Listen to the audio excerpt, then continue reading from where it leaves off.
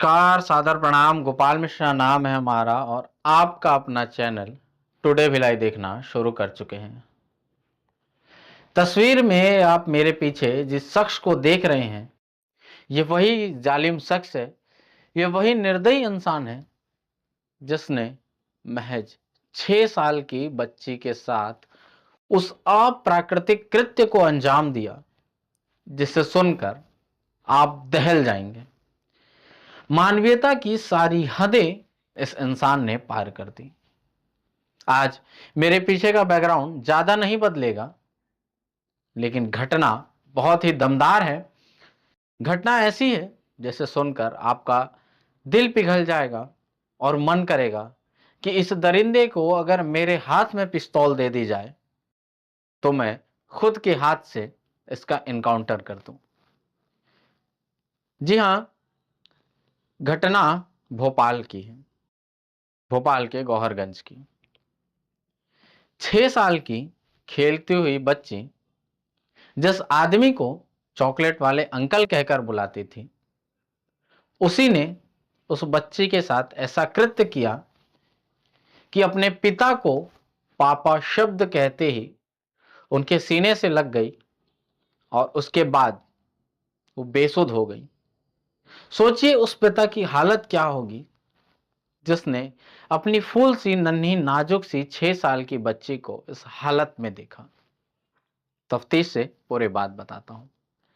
दरअसल भोपाल के गौहरगंज की यह घटना है, जहां 21 नवंबर की शाम 6 बजे बच्ची, एक 6 साल की मासूम, जो अपने घर से ये कहकर निकली कि मैं पड़ोस वाली आंटी को टमाटर दे के आऊंगी और फिर खेलने जा रही हूं।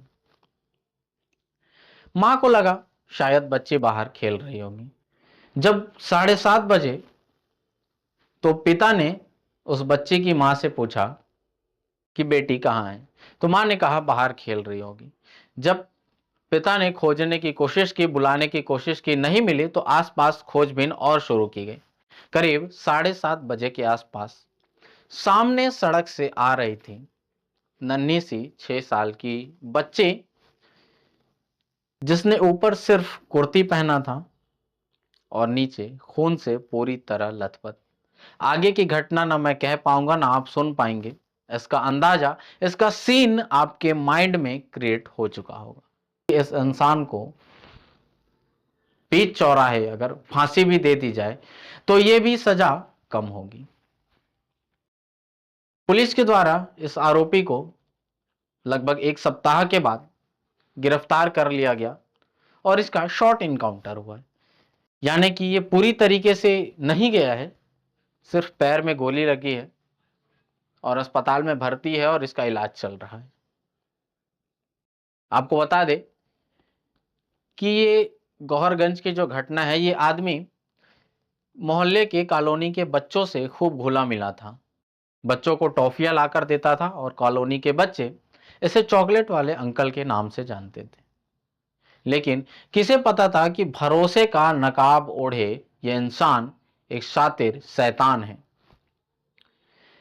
बच्ची के पिता का बयान है कि घटना वाले दिन भी इस व्यक्ति से उनकी मुलाकात हुई थी। उसने उनसे पूछा भी था कैसे हो, तो उसके बच्चे के पिता ने कहा था मैं ठीक हूं, और उसके बाद वो कहकर वो चले गए वहां से। लेकिन उसके पिता भरोसे के नकाब के पीछे छिपे इस शातिर शैतान को पहचान नहीं पाए या होने वाली घटना का अंदाजा उन्हें नहीं हुआ। जब बच्ची की खोजबीन शुरू की गई तो सामने सड़क था। 7:30 बजे तक बच्ची नहीं मिली। पिता को चिंता हुई तो आसपास खोजबीन की गई। घर वालों को लग रहा था कि बच्ची शायद बाहर खेल रही होगी, लेकिन जब खोजबीन ज्यादा की गई, आसपास नहीं मिली, तो वक्त हुआ 7:30 बजे के आसपास। एक सड़क पर इस पार पिता खड़े हैं और सामने से आ रही थी फूल सी नाजुक सी बच्ची, जिसने ऊपर सिर्फ कुर्ती पहना था और नीचे खून से लथपथ। सोच कर देखिए एक पिता के आंखों के सामने वो कैसा मंजर होगा।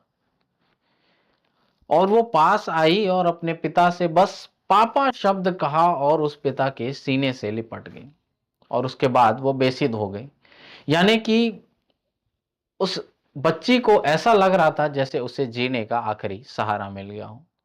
बच्चे की सिचुएशन क्रिटिकल है, उसे अस्पताल में भर्ती कराया गया है और एक के बाद एक कई सर्जरी करनी पड़ी है, लेकिन अभी भी वो पूरी तरीके से स्वस्थ नहीं है। डॉक्टरों का कहना है कि अभी और सर्जरी करनी पड़ेगी, यानी कि अभी और उसे अस्पताल में रहना होगा।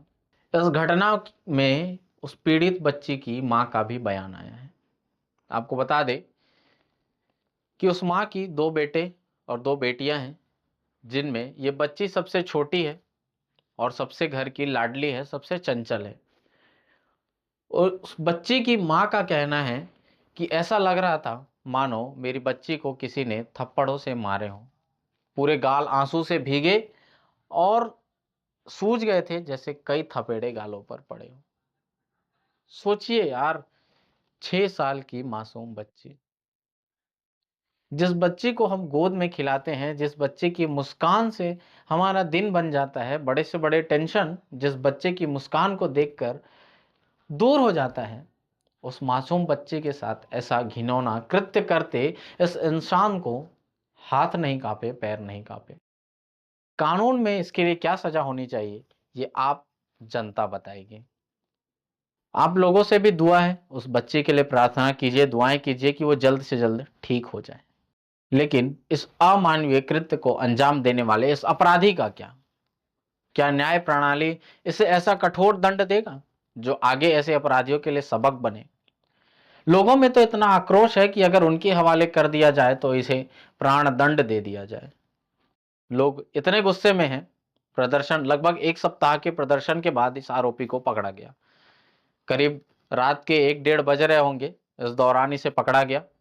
और जब इसे जेल ले जाया जा रहा था, तो रास्ते में 2 गाड़ियां थी, एक आगे चल रही थी, एक बैकअप में पुलिस की गाड़ी पीछे थी। तो जिस गाड़ी में इसे ले जाया जा रहा था, उस गाड़ी में कील घुस गई और उस गाड़ी का टायर पंचर हो गया, जिसके कारण जब इसे पीछे आ रही गाड़ी में शिफ्ट किया गया, तो इसने बगल वाले कांस्टेबल की पिस्तौल निकालकर उसी पर तान दी।